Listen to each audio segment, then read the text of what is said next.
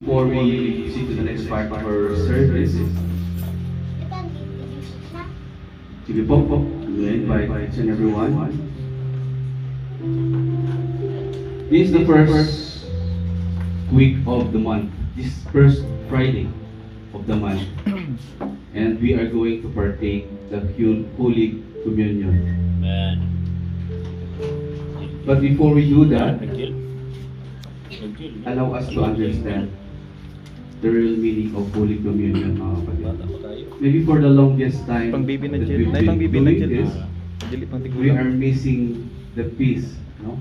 The very important piece that we need to understand about this thing that we are doing. Nag-bless sa kay Ninong mo, Grace. The Holy Communion, sometimes they call the Nag-bless Lord's bless sa kay Ninong mo. Supper. Bless sa kay Ninong mo. Sino? Sige po, babasahin ko po yung 1 Corinthians chapter 11 verse 23. You can sit down po. For I received from the Lord what I also passed unto you. The Lord Jesus, on the night he was betrayed, took bread, and when he had given thanks, he broke it and said, This is my body, which is for you. Do this in remembrance of me. And when he had given thanks, he broke it and said, This is my body, which is for you. Do this in remembrance of me.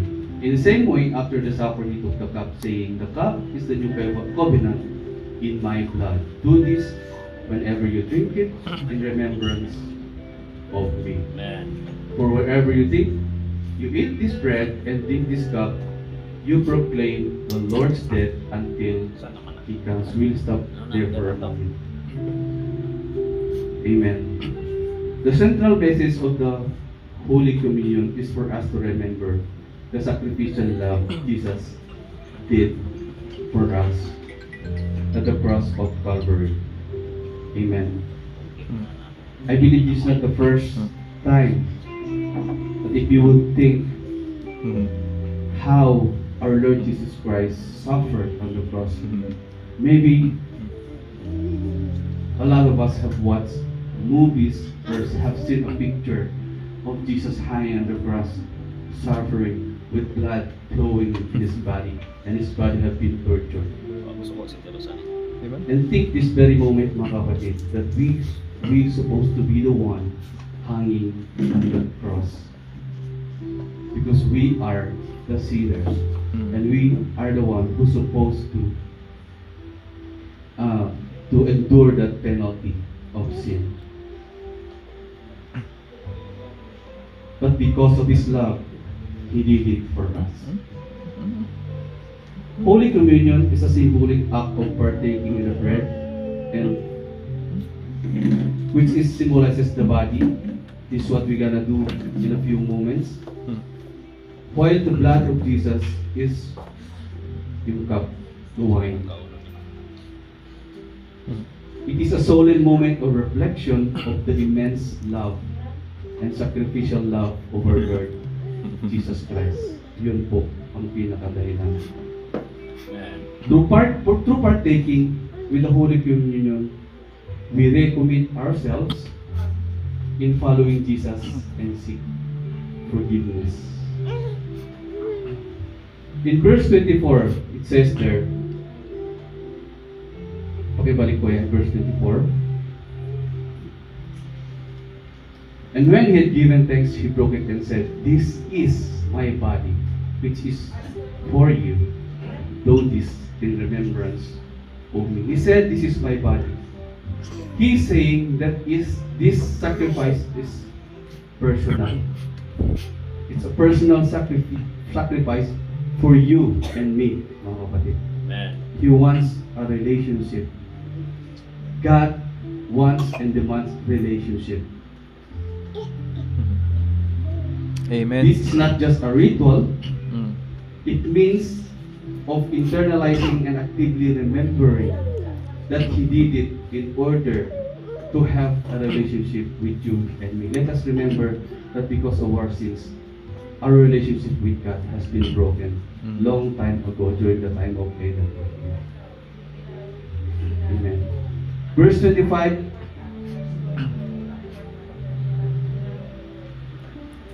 In the same way, after supper, he took the cup, saying, "This cup is the new covenant in my blood.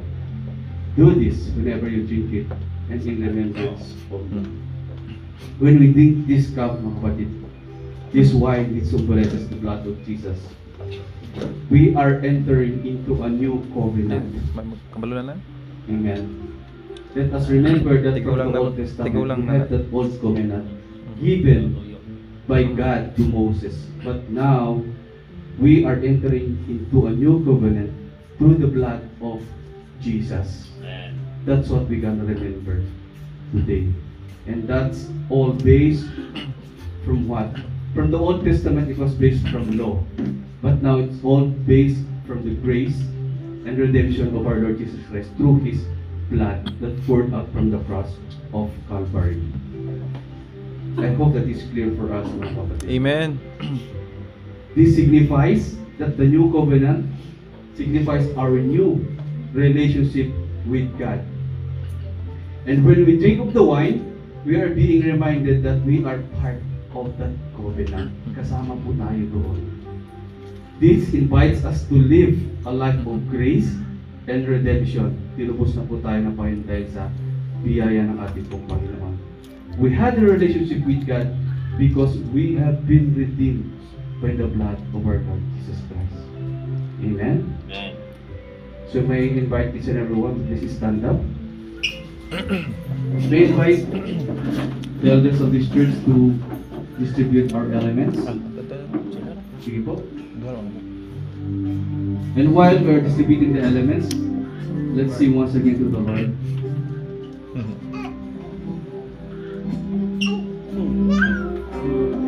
Ayan tayo.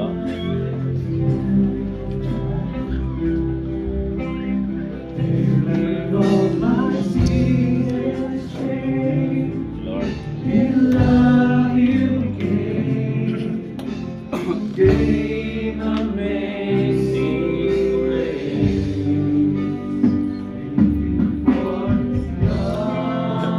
Isin sa kuha namin yung para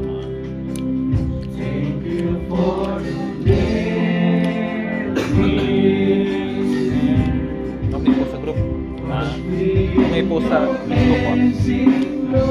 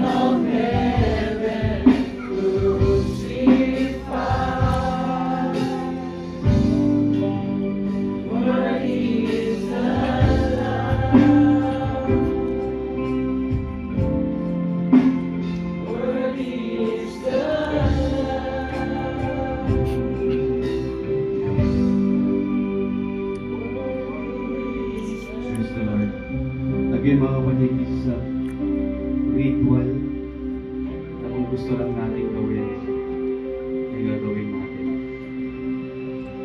Is remembering what the Lord Jesus did on the cross.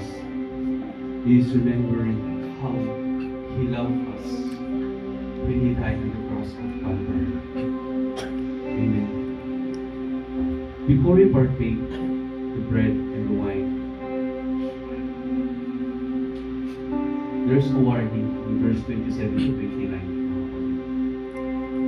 Therefore, sabi po niya lang, whoever eats the bread or drinks the cup of the Lord in an unworthy manner will be guilty of sinning against the body and blood of the Lord.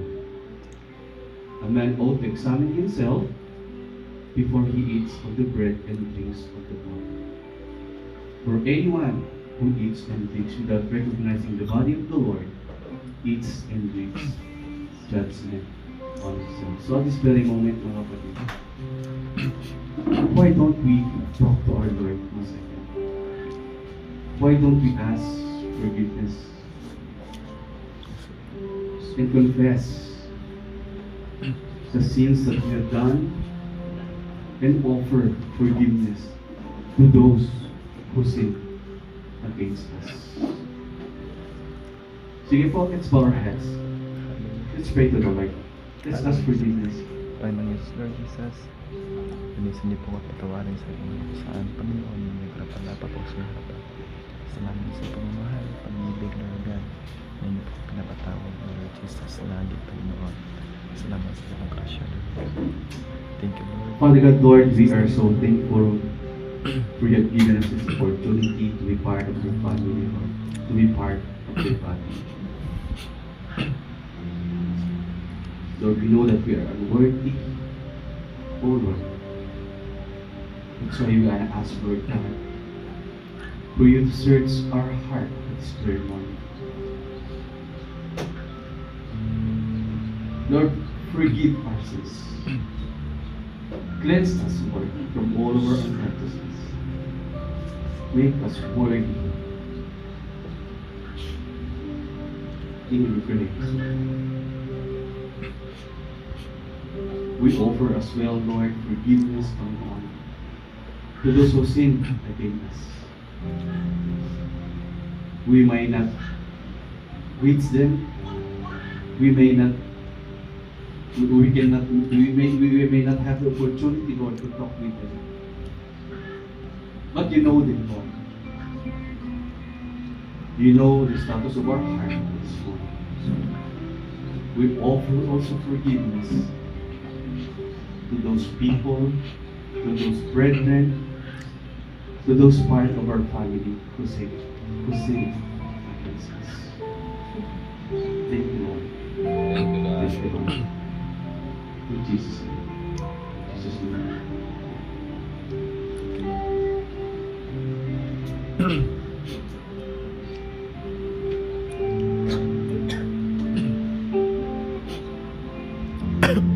For I received from the Lord what I also passed on to you. The Lord Jesus, on the night he was betrayed, took bread, and when he had given thanks, he broke it and said, "This is my body, this is for you. Do this in remembrance of me." Let's partake the bread.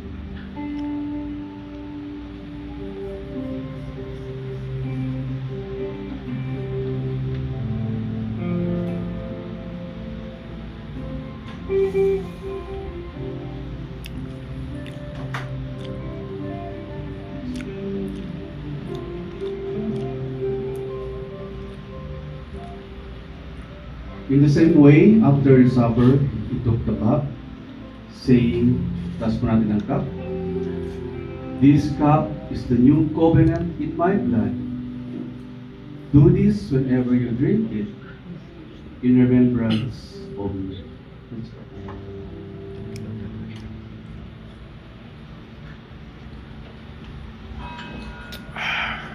Thank you, Lord. Thank you, Lord. Palakpak po natin ang ating pagpapalakpak. Amen. Hallelujah. Let's pray once again. Lord, we are so thankful Sapagkat kinonsider niyo po kami, Panginoon. Yes, Inyong Lord. mga anak. Yes, Lord Kinonsider God. niyo po kami, Panginoon. Having a relationship with you. Amen. Alam po natin that we are not worthy, but because of your grace, because of your love, because of your mercy to us, Panginoon, kasama ka po namin sa iyo. We give you glory, we give you praise, we give you honor. In Jesus' name we pray. Amen.